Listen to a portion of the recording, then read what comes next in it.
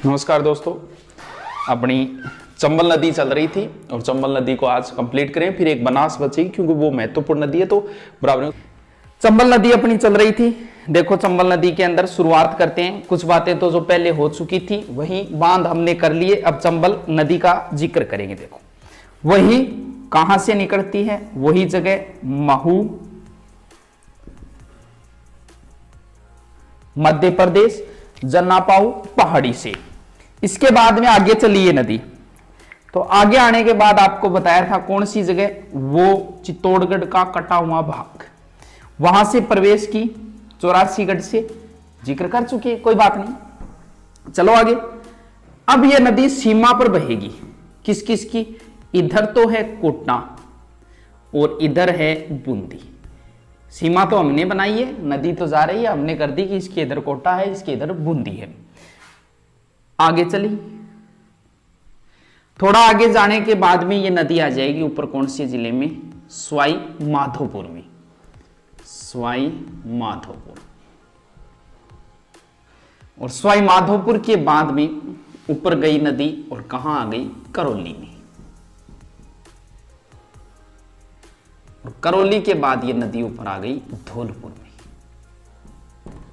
और धौलपुर के बाद चली गई यूपी में, और यूपी में जाके यमुना में मिल गई। सर कहाँ मिली यमुना में? यमुना में मिली है मुरादगंज इटावा में। इटावा यूपी मुरादगंज।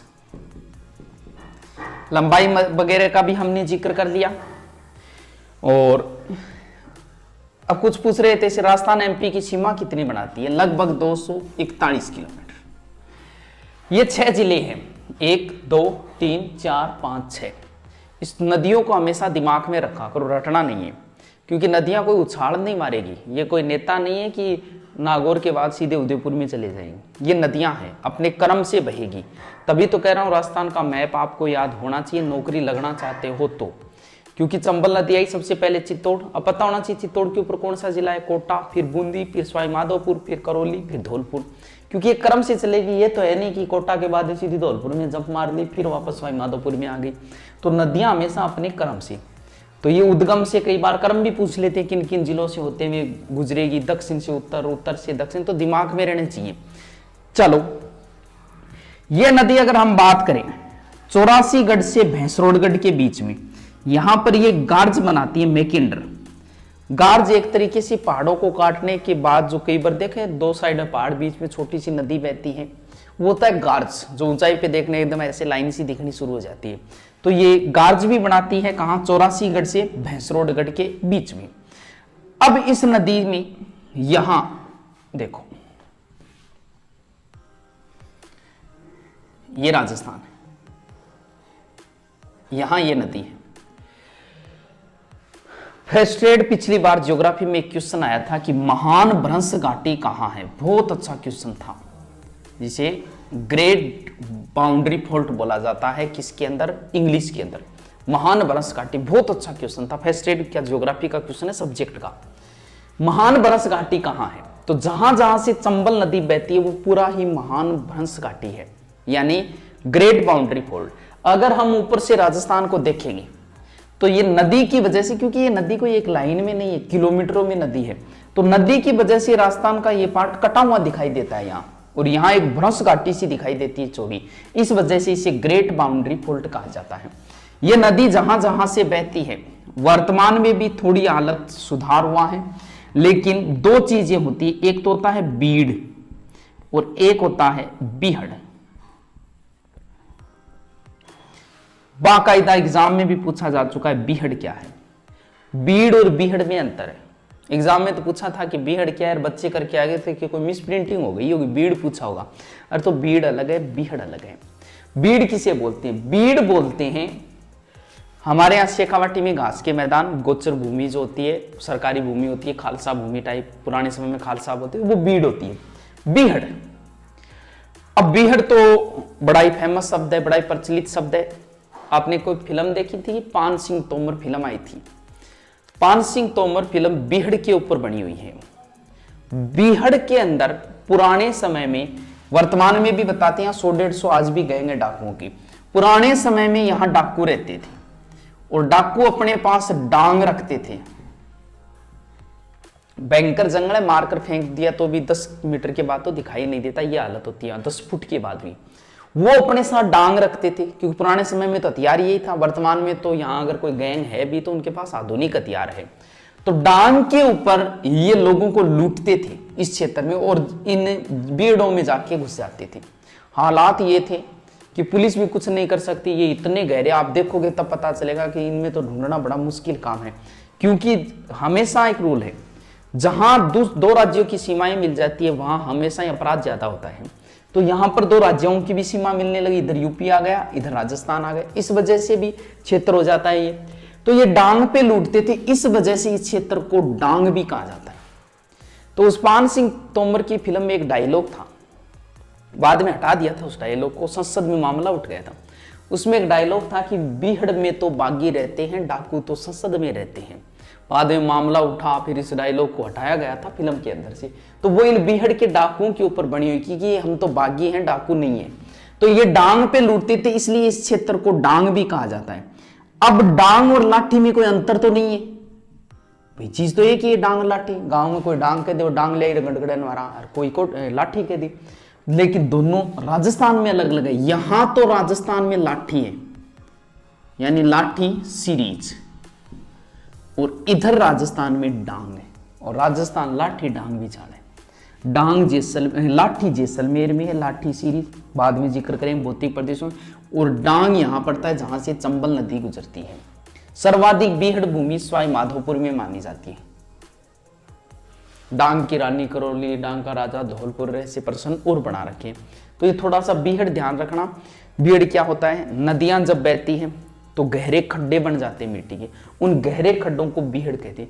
हर नदी बीहड़ बनाती है, लेकिन राजस्थान की सिर्फ चंबल ही बनाती है, क्योंकि बाकी नदियां पर्वतों से गुजरती है, इसलिए वो नदियां बीहड़ नहीं बनाती। ठीक है, तो सर्वाधिक बीहड़ भूमि, बीहड़ बनाने वाली नदी, और डांग किसे कहते हैं ये थोड़ा सा ध्यान रखना। बीड़ क्या है, बीहड़ क्या है।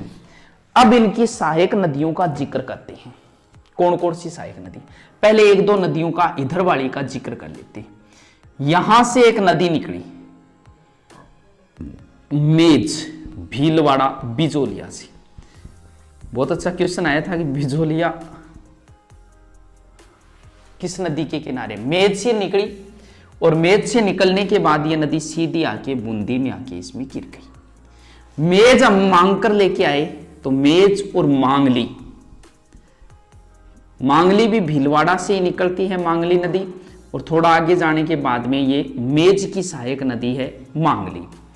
और इस पर भीमलात जलप्रपात भी है, थोड़ा सा ध्यान रख लेना। और छोटी सी इसकी सहायक है घोड़ा पछाड़।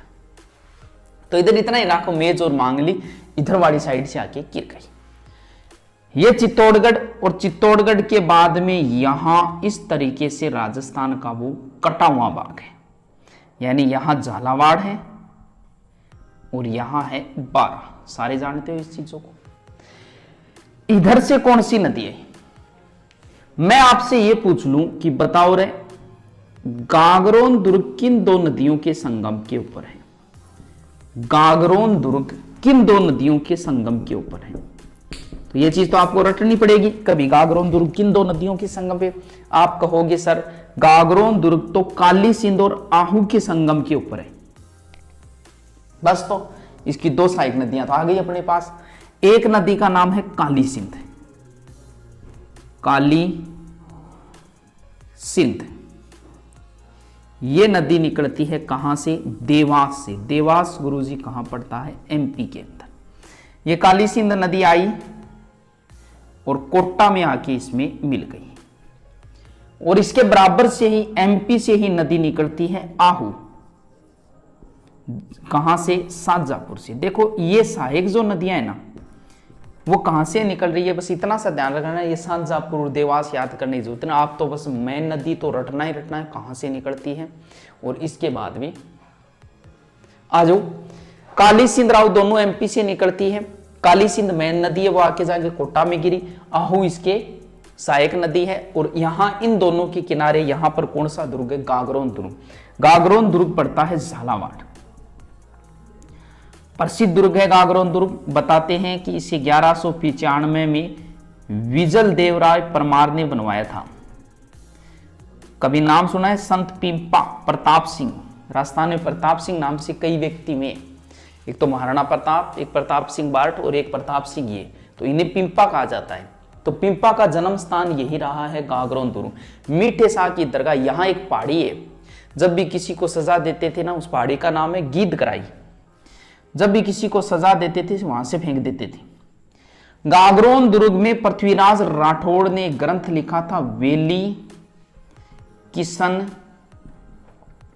रुक्मणी री। भगवान कृष्ण और रुक्मणी के विवाह का वर्णन है, डिंगल भाषा में लिखा गया है, क्योंकि डिंगल के हेरोंस पृथ्वीराज राठौड़, इन्होंने ये दुर्ग में बैठ के लिखा था।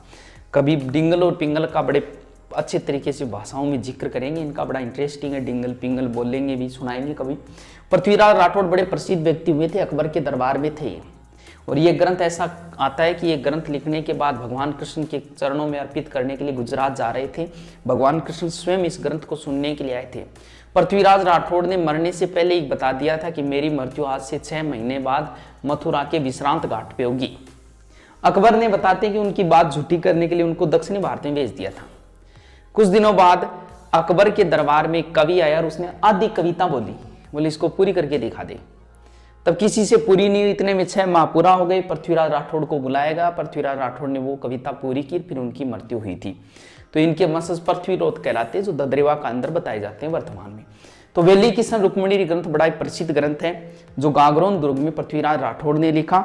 इसे दुर्सा अड्डा ने कहा कि 4 वेद है, ये 5वां है, 18 पुराण है, ये 19वां है।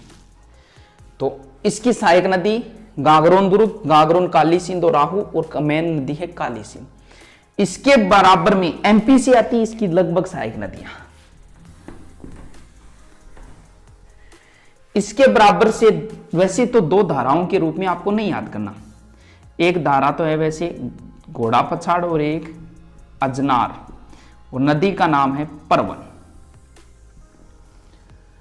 तो परवन नदी आई और बोरे गांव से झालावाड़ में प्रवेश किया। अच्छा चलो आगे, कोई नहीं, बोरे छोड़ो। परवन नदी आई और झालावाड़ में इस नदी में प्रवेश किया। फिर परवन नदी के किनारे, परवन में झालावाड़ में एक इधर से एक छोटी सी नदी और आती है, कौन सी? कालीको। परवन और कालीको नदी के संगम पे एक दुर्ग है, मनोहर थाना।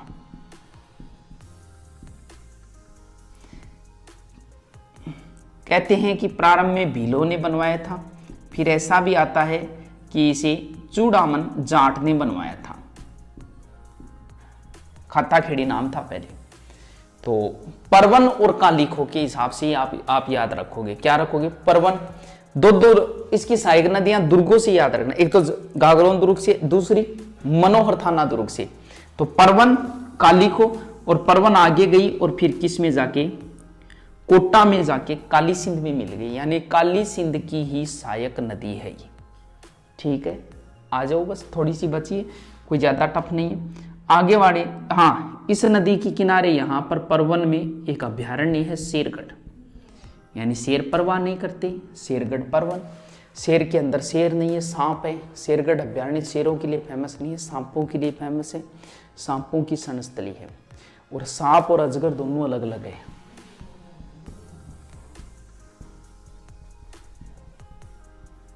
अजगर के लिए रामगढ़ विस्तारी अभ्यारण्य फेमस है, बूंदी का, और सांपों के लिए शेरगढ़ अभ्यारण्य। इधर से फिर एक नदी आएगी पार्वती, वो भी एमपी से ही, एमपी की एक जगह है सीहोर। आ जाओ, राजस्थान में कटिहार 12 से प्रवेश करेगी, इसके बाद ऐसे बहते हुए स्वयं माधोपुर में जाके गिर जाएगी, कोई बात नहीं। फिर एक नदी आएगी कुन्नू, ये भी कहां से? एमपी से। 12 में प्रवेश किया, फिर बाहर वापस निकली और कुन्नू जाके करौली में मिल गई चंबल। तो इन बाकी का तो आप इतना ही याद कर लेना कि इसकी सहायक नदियां हैं, बड़ी ही ईजी है। चंबल मैन सीधा, इधर से मेज मांगली, इधर से गागरोन और मनोहर थाना दुर्ग, दोनों से उसकी और 4 सहायक नदियां याद हो गई। फिर पार्वती, कुन्नू, ये इधर वाली सारी एमपी से ही आती है। अब बताओ क्या समझते हैं। आगे एक बच्ची है बनास, इसी की सहायक नदी है, लेकिन उसको भी हम बनास को सेपरेट पढ़ेंगे। ठीक है दोस्तों, धन्यवाद।